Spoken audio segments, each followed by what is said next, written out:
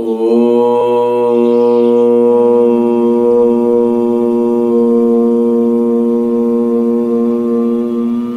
शांति। ओम शांति। बाबा बाबा ओम शांति। आज 17 नवंबर 2022 की मुरली है। सद्गुरुवार की मुरली है। आज बाबा बड़े प्यार से कह रहे हैं, मीठे बच्चे, तुम्हें जितना बाबा कहने से सुख महसूस होता है उतना भक्तों को भगवान या ईश्वर कहने से महसूस नहीं हो सकता। बहुत प्यारा, मीठे बाबा, मेरे बाबा, अलौकिक सुख मिलता है। बाबा आज प्रश्न पूछ रहे हैं कि लोभ के वश लौकिक बच्चों की भावना क्या होती है जो तुम्हारी नहीं हो सकती। उत्तर बतलाते हैं बाबा कि लौकिक बच्चे जो लोभी होते हैं वो सोचते हैं कि कब बाप मरे तो प्रॉपर्टी के हम मालिक बने। तुम बच्चे बेहद के पिता के प्रति ऐसा कभी सोच ही नहीं सकते, क्योंकि हमारे अलौकिक पिता तो है ही अशरीरी। यहाँ तुमको अविनाशी बाबा से अविनाशी वर्षा मिलता है। प्रेम का वर्षा, सुख का वर्षा, आनंद की वर्षा। गीत है, मुखड़ा देख ले प्राणी। ओम शांति। ओम शांति। जब दो बारी कहें तो एक ब्रह्मा बाबा कहते हैं और एक शिव बाबा। एक को आत्मा, दूसरे को परमात्मा कहा जाता है, अर्थात परम धाम में निवास करने वाले हैं। उनको परमात्मा, परमात्मा कहा जाता है। अब आत्मा और परमात्मा का क्या संबंध है? एक बाबा और अनेक बच्चे हैं। मनुष्य जब पुकारते हैं तो अंग्रेजी में भी कहते हैं ओ गॉड फादर, तो पिता हुए ना। सिर्फ परमात्मा व प्रभु, ईश्वर आदि कहने से इतना मजा नहीं आता, इतना सुख अनुभव नहीं होता। बाबा कहने से सुख मिलता है, एकदम मेरे बाबा है ना। पारलौकिक बाबा है ही सुख देने वाले, तब तो भक्ति मार्ग में इतना याद करते हैं। यहीं की स्मृति, भूली बिसरी यादें रह जाती है जो फिर से भक्ति में याद करते हैं। परम पिता परमात्मा अर्थात वह हमारे पिता हैं। ये भी कहते हैं कि हम सब भाई हैं, भाईचारा कहते हैं। तो ये भारतवासी जब कहते हैं कि हम सब भाई भाई हैं तो आत्मा की तरफ ध्यान नहीं जाता। जब कह रहे हैं कि हम भाई भाई हैं, हम में भाईचारा है, तो किस नाते कह रहे हैं, इस पर ध्यान नहीं जाता है। शरीर के अभिमान में चले जाते हैं। यह समझते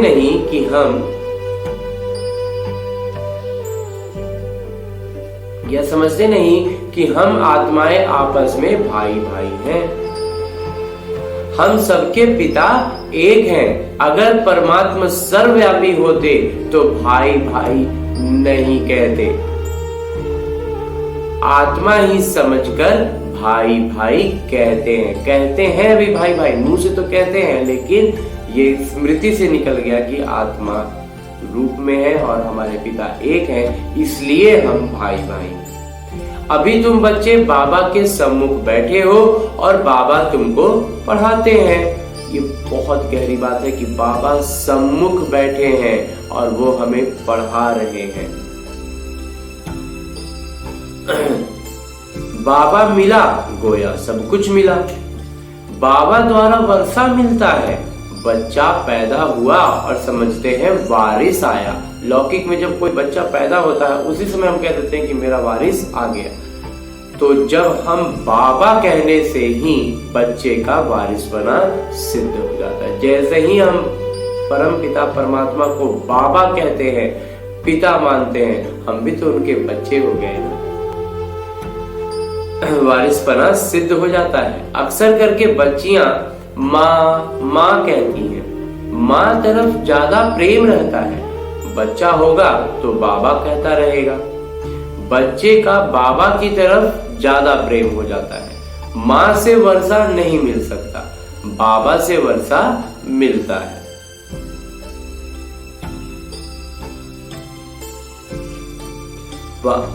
अब यहाँ तो तुम सब आत्माएं भाई भाई हो। तुम हर एक बाबा से वर्षा ले रहे हो। बाबा की श्रीमत है हर एक अपने को बाबा का बच्चा समझ और सबको बाबा का परिचय देते रहे और सृष्टि चक्र का राज भी समझाए। बाबा से ही स्वर्ग का वर्षा मिलता है। बेहद के पिता कहते हैं तुम स्वर्गवासी थे, फिर तुम नरकवासी कैसे बने? 84 जन्मों का चक्र कैसे लगाया? ये सब विस्तार की बातें हैं। बाकी बाबा ने पहचान तो दी है और बाबा से जरूर सतयुग का वर्षा मिलेगा। अच्छा, किसको मिला हुआ है? ये लक्ष्मी नारायण के चित्र खड़े हैं। इन्हों को बाबा का वर्षा मिला था, फिर कहां गया? मिला था तो कहां गया? ये चक्र की बात। तुमको अभी सतयुग का वर्षा मिलता है, फिर पुनर्जन्म लेते लेते 84 जन्म तो भोगने ही है। अब तुमको क्रमशः पुरुषार्थ अनुसार 84 का चक्र वृद्धि में है और यह भी निश्चय है कि हमारा अंतिम जन्म है। 84 जन्मों का चक्र लगाकर पूरा किया है। अब तुम जाएंगे तो तुम्हारे पीछे सब चले जाएंगे। तुम बच्चे तो बाबा से अपना वर्षा पा चुके हो, राजयोग सीख चुके हो, तो तुम जानते हो हम फिर नई दुनिया में राज्य करने आएंगे। फिर यह सब इतने धर्म वहां होंगे नहीं, सब वापस चले जाएंगे। फिर पहले पहले हमको यानी हम देवी देवताएं आत्मा से जो बन चुके रहेंगे वो ही आएंगे। हम शूद्र कुल के थे, अब ब्राह्मण कुल के बने हैं। फिर सूर्यवंशी चंद्रवंशी कुल के बनेंगे। हम ब्राह्मण कुल, सूर्यवंशी कुल और चंद्रवंशी कुल के तीनों वर्षे एक बाबा से ले रहे हैं। सतयुग त्रेता में कोई धर्म स्थापन करने आता ही नहीं है। भारत का एक ही धर्म रहता है। बाद में बाहर वाले इस्लामी, बौद्धी आदि आते हैं। भारत बहुत प्राचीन देश है। पहले देवी देवता ही थे, अभी और धर्मों में परिवर्तित हो गए। कितनी भिन्न भिन्न भाषाएं हैं। जैसे यूरोपियन है तो अमेरिका की भाषा अलग है, फ्रांस की भाषा अलग है, पूरा यूरोप का एक भाषा नहीं है तो सब क्रिश्चियन लोग। वैसे चीन को देखो, एक ही बौद्ध धर्म के हैं, परंतु चीन की भाषा और जापान की भाषा अलग अलग है तो सब बौद्ध। जापान में भी बौद्ध धर्म वाले हैं और चीन में भी बौद्ध धर्म वाले हैं, लेकिन अलग अलग भाषा है। तो ये तो दूसरे धर्म वाले आकर लड़ते हैं, आपस में फूट डाल के भारत को भी लड़ा देते हैं। नहीं तो भारतवासियों की आपस में लड़ाई ऐसे कभी हुई नहीं। दूसरों ने लड़ाया लोभ के कारण। ये भी खेल है।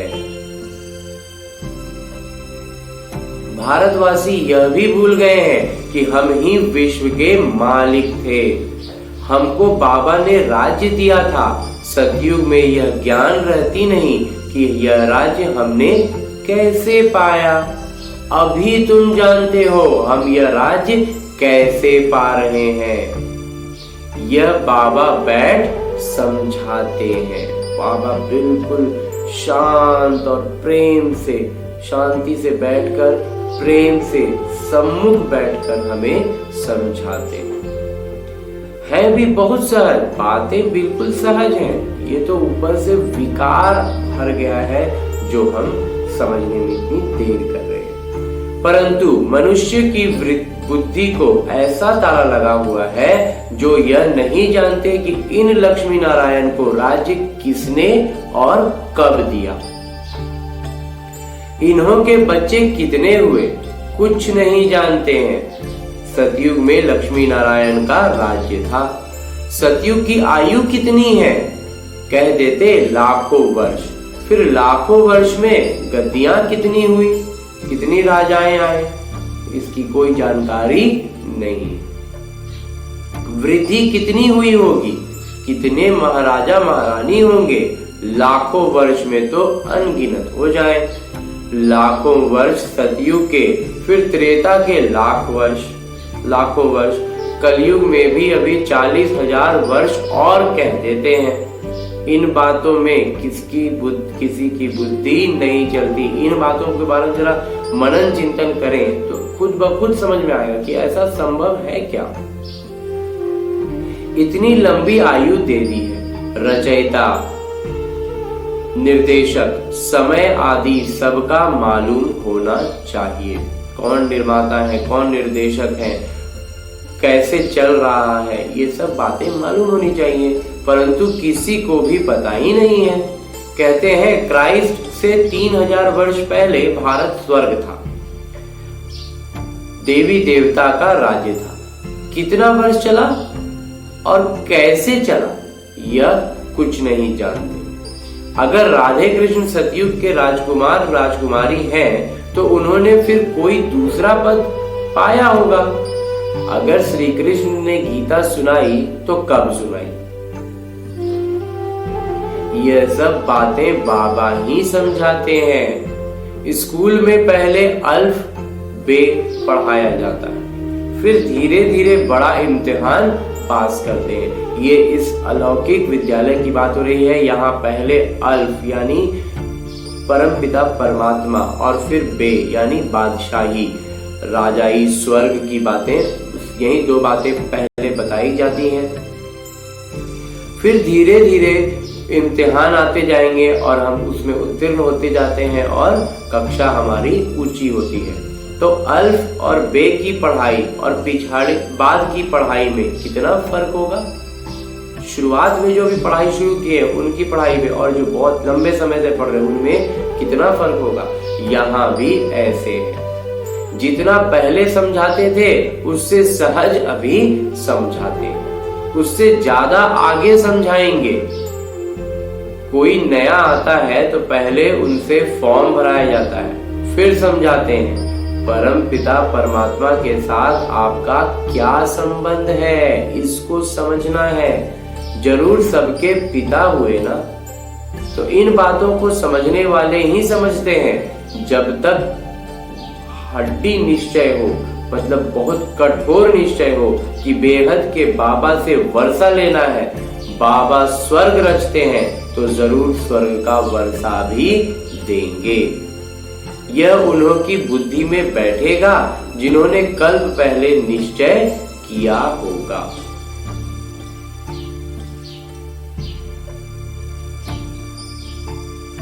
तुम देखते हो कई बच्चे सवेरे उठ नहीं सकते, 10-15 वर्ष मेहनत करते आए हैं तो भी समय पर नहीं उठ सकते। कम से कम 3 से 4 बजे उठो। भक्त लोग भी सवेरे उठकर ध्यान करते हैं, जाप करते हैं हनुमान का, शिव का, परंतु उनसे कोई फायदा नहीं।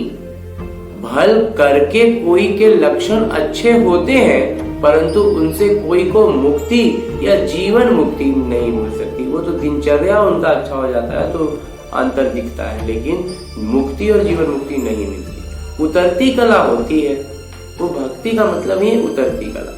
लक्ष्मी नारायण जो सतयुग में राज्य करते थे वह भी दूसरे तीसरे जन्म में नीचे आते हैं। उतरती कला होती जाती है। आधा कल पूरा होगा तो वाम मार्ग में चले जाएंगे, फिर भक्ति मार्ग शुरू होगा। कितने ढेर मंदिर बनाते हैं, अभी भी कितने मंदिर हैं, कोई टूट भी गए हैं, वाम मार्ग में जाने के चित्र भी हैं। जो वस्त्र देवताओं की पड़ी है, वास्तव में वस्त्र इन्हों की अलग थी, पीछे बाद में धीरे धीरे बदलती आई है। कोई की पाग कैसी, कोई की कैसी, कोई का ताज कैसा, अलग अलग ताज पहनने का भी अलग अलग नमूना होता है। ये क्षेत्र में जैसे हम दूसरे क्षेत्र में जाएंगे तो उधर का ताज अलग था, इधर अलग, भारत के दूसरे हिस्से में जाएंगे तो उधर का ताज अलग था, वेशभूषा कपड़ों के पहनने का तरीका अलग था, और ये समय के साथ बदला। सूर्यवंशी राजाएं जो है उनकी परवाइश अपनी अपनी होती। यह फलाने की पगड़ी, बाबा ने साक्षात्कार भी किया है, द्वारिकाधीश की टेढ़ी पगड़ी थी। यह सब नाटक आदि से अंत तक जो कुछ हो रहा है वह फिर भी ऐसा ही होगा, फिर ऐसा ही होगा। फिर वाम मार्ग में जाएंगे, सबको मतभेद हो जाएगा, रस्म रिवाज अलग हो जाएंगे, सूर्यवंशी अलग, चंद्रवंशियों का अलग।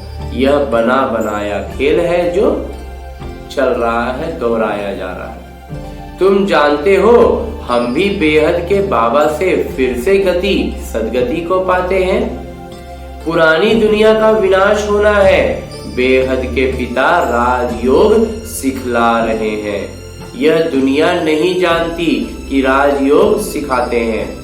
तुम बच्चे अच्छी रीति जानते हो और तुम्हारे बाबा से प्रेम है। तुम बच्चे अच्छी रीति जानते हो और तुम्हारा बाबा से प्रेम भी है। सबका एक जैसा तो नहीं हो सकता, प्रेम में भी एक जैसा नहीं होता है। किसी को थोड़ा ज्यादा प्रेम होता है, ज्यादा समर्पण होता है, किसी का उतना प्रेम नहीं होता है तो उतना समर्पण नहीं होता है। अज्ञान में भी सबका एक जैसा प्रेम नहीं होता। जो लौकिक प्यार करते हैं उसमें भी जब एक जैसा नहीं होता है। कोई लोभवश कहते हैं बाप मरे तो प्रॉपर्टी मिले, यहाँ शिव बाबा का शरीर तो है नहीं, तो बाबा तो अविनाशी है।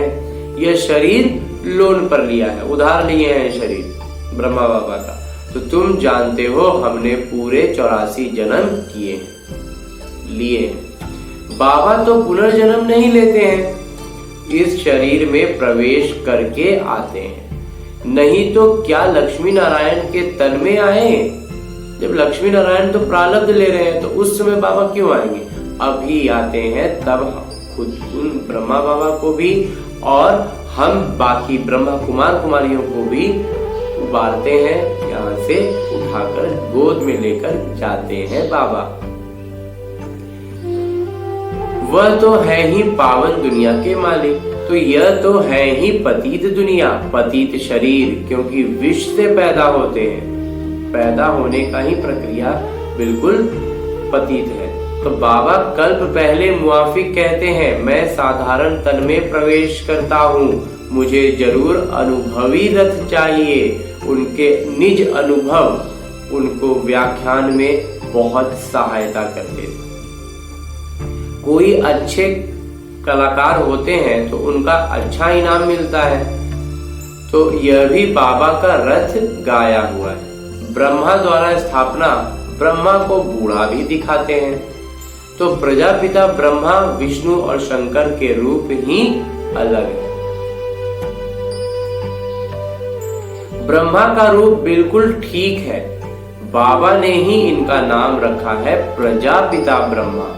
इन्होंने पूरे 84 जन्म लिए हैं। तुम भी कहेंगे कि हम सबने पूरे 84 जन्म लिए हैं, तब पहले पहले बाबा से मिले हैं। तो जिन्होंने ने भी 84 जन्म पूरे लिए हैं वो बाबा से मिले हैं। हमारी राजाई फिर से स्थापन हो रही है।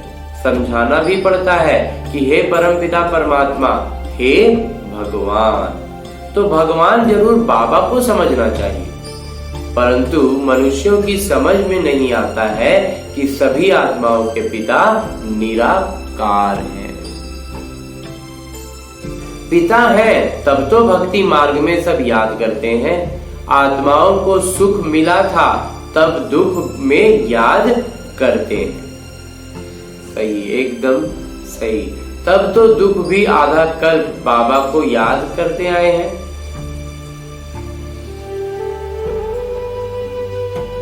शुरू में सोमनाथ का मंदिर बनता है तो जरूर बाबा को ही याद करेंगे। जानते हैं ये बाबा का मंदिर है, बाबा ने ही वर्षा दिया है, तो पहले मंदिर भी बाबा का बना है। तुम अभी बाबा के वारिस बने हो। बाबा विश्व के रचयिता हैं, उनसे ही वर्षा मिलता है। बाकी जो भी है उन्होंने क्या किया, हम उनकी पूजा क्यों करते हैं? 84 जन्म वह लेते हैं, परंतु भक्ति भी व्यभिचारी होनी चाहिए। एक की भक्ति होनी चाहिए। अगर भक्ति भी कर रहे हैं तो एक की। आधा कल्प के लिए सामग्री चाहिए। सतयुग त्रेता में सामग्री की दरकार नहीं होती, ये सब बुद्धि में धारण करना है। वास्तव में कुछ भी लिखने की दरकार नहीं है। अगर घुलनशील बुद्धि है तो झट धारणा हो जाती है।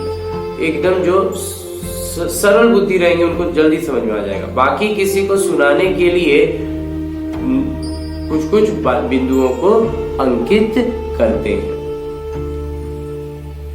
किताबें आदि रखने की जरूरत नहीं है। हमारी किताब बाद में कौन पढ़ेगा? हमने ज्ञान लिया और हमने प्रारब्ध पाया, इस किताब को कोई नहीं पढ़ेगा। इसलिए बाबा कहते हैं तो किताब लिखने की जरूरत नहीं है। औरों के शास्त्र तो बाद में चले आते हैं, पढ़ने वाले भी हैं। तुमको तो पढ़ना ही नहीं है, प्रारब्ध मिल गई। बाबा के ज्ञान को समझ लिया और बस प्रारब्ध अभी से मिलना शुरू हो गया। इसलिए बाबा कहते हैं कि तुमको पढ़ना ही नहीं है, प्रारब्ध तो मिल गई। आधा कल्प तो शास्त्र आदि की कोई बात ही नहीं।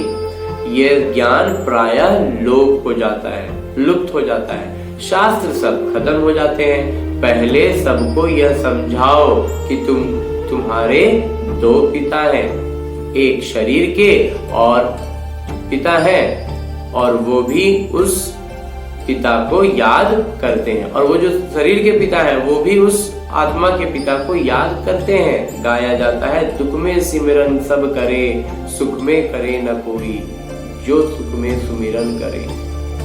ये भारत की बात है। बाबा भी भारत में आते हैं, शिव जयंती आती है। तुम कहेंगे हम अपने बाबा का फलाना जन्म मना रहे हैं। भल पूछें कि ब्रह्मा कुमार कुमारी है तो जरूर बाबा आए होंगे। तो ये है शिव का ज्ञान यज्ञ।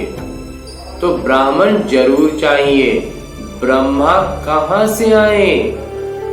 ब्रह्मा को गोद लिया, फिर बच्चे पैदा होते हैं, मुख वंशावली निकलते हैं, तो भी इनके मुख कमल से रचते हैं।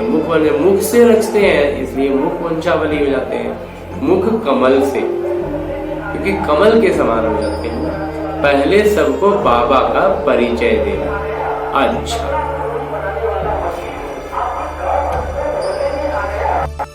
मीठे मीठे सिकिलते बच्चों प्रति माता पिता बाबा का याद, प्यार और आशीर्वाद। रूहानी बाबा की रूहानी बच्चों को नमस्ते। हम रूहानी बच्चों की ओर से रूहानी शिव बाबा को और ब्रह्मा बाबा को याद, प्यार और प्रणाम। धन्यवाद बाबा, धन्यवाद। मुरली के लिए भी धन्यवाद। धारणा है, सवेरे सवेरे उठकर बाबा को प्यार से याद करने की आदत पक्की करनी है। ये इसकी भी आदत डालनी पड़ती है शुरू में, फिर तो बाबा की याद में ही रहते हैं। कम से कम 3 से 4 बजे उठकर जरूर उठना है, बाबा को याद करना है। और है बेहद के बाबा से सच्चा प्रेम रखना है। श्रीमत पर चल पूरा वर्षा लेना है। जितना ज्यादा बाबा के प्रेम में रहेंगे उतना ज्यादा वर्षा मिलेगा। आगे बाबा वरदान दे रहे हैं। बाबा कहते हैं, कंपेनियन के साथ सदा मनोरंजन का अनुभव करने वाले कंबाइंड रूपधारी भव।